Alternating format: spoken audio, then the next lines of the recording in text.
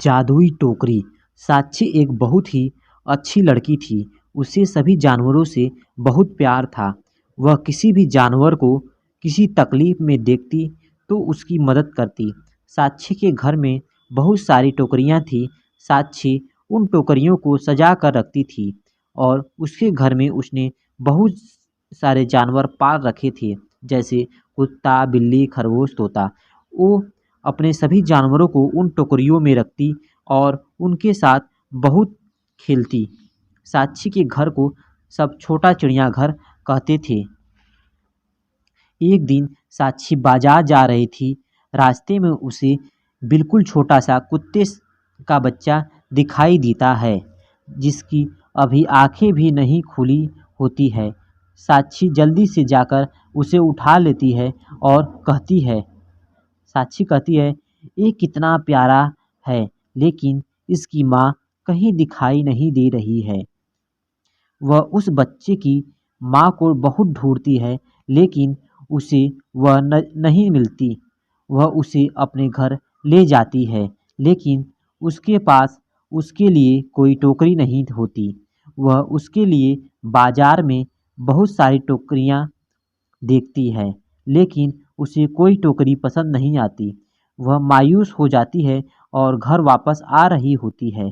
तभी उसे मंदिर के बाहर एक बहुत ही सुंदर टोकरी दिखाई देती है। साक्षी कहती है, कितनी सुंदर टोकरी है, लेकिन इसे ऐसे कौन छोड़ गया? मैं पंडित जी से पूछकर ये टोकरी घर ले जाती हूँ। साक्षी मंदिर के अंदर जाती है और पंडित जी से पूछती है, पंडित जी, क्या मैं ये टोकरी ले जाऊं? पंडित जी कहते हैं, हाँ बिटिया, वैसे भी यह यहाँ पड़ी है, पता नहीं कौन छोड़ गया है। अब साक्षी वो टोकरी घर ले जाती है और उसमें छोटा सा बिस्तर लगाती है और उस बच्चे को उसमें रखती है। जैसे ही वह बच्चे को उस टोकरी में रखती है, वह इंसानों की भाषा में बात करने लगता है और बाहर आते ही फिर से वैसा हो जाता है। साक्षी चौंक जाती है और सोचती है, ये कैसी टोकरी है? एक काम करती हूँ, किसी और जानवर को इसमें डालती हूँ। साक्षी अपनी बिल्ली को उस टोकरी में रखती है। जैसे ही बिल्ली उस टोकरी में जाती है, वह भी इंसानों की भाषा में बात करने लगती है। अब साक्षी समझ जाती है ये टोकरी का ही कमाल है और साक्षी उस टोकरी को संभाल कर रख देती है और उस डॉगी के लिए दूसरी टोकरी तैयार करती है। लेकिन जब भी साक्षी को किसी जानवर से बात करनी होती है, साक्षी उन्हें उस टोकरी में डाल देती है।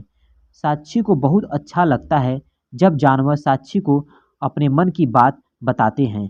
एक दिन पड़ोसी साक्षी को अपनी बिल्ली और सभी जानवरों के से बात करते देखता है। वह सोचता है, साक्षी के पास जो जानवर है वह बोल सकते हैं। पड़ोसी कहता है मन ही मन, क्यों न मैं इन जानवरों को चुरा कर चिड़ियाघर में बेच दूं। मुझे बहुत सारे पैसे मिलेंगे, क्योंकि बोलने वाले जानवर किसी ने नहीं देखी होगी। अब पड़ोसी साक्षी के जानवरों को चुराने का प्लान बनाता है और गलती से उस दिन साक्षी उस जादुई टोकरी को जानवरों के पास ही भूल जाती है। अब रात को पड़ोसी चुपके से जानवरों को चुराने के लिए आता है और जैसे ही वह जानवरों को चुराने के लिए सबसे पहले बिल्ली को हाथ लगाता है, वह खुद ही बिल्ली बन जाता है और उसको देखकर सारे जानवर आवाज़ करने लगते हैं। साक्षी भागकर वहाँ आती है। साक्षी कहती है, क्या हुआ? तुम सब इतना तेज क्यों चिल्ला रहे हो? इतने में उसकी नज़र दूसरी बिल्ली पर पड़ती है और साक्षी सोचती है, ये कहाँ से आई? वह उस बिल्ली को टोकरी में बैठाती है और उससे पूछती है, वो कौन है?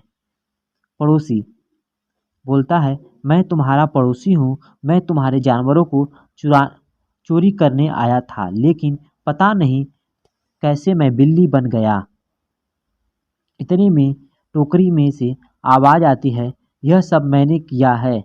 साक्षी उस बिल्ली को उस टोकरी में से निकालती है और टोकरी अंदर लेकर जाती है और कहती है कि वो उस बिल्ली को फिर से इंसान बना दे। टोकरी साक्षी की बात मान जाती है और बिल्ली को वापस से इंसान बना देती है। पड़ोसी साक्षी से माफ़ी मांगता है और कहता है पड़ोसी कहता है, मुझे माफ़ कर दो, अब मैं कभी ऐसा नहीं सोचूंगा और ये बात किसी को नहीं बताऊंगा। साक्षी उसे जाने देती है और उस टोकरी को सुरक्षित रख देती है। जितने भी लोग हमारी वीडियो को देख रहे हैं, भगवान करे कि उनकी माता पिता की आयु दोगुनी कर दे। इसके लिए आपको करना क्या होगा, हमारे वीडियो को लाइक शेयर सब्सक्राइब करना होगा। Thank you.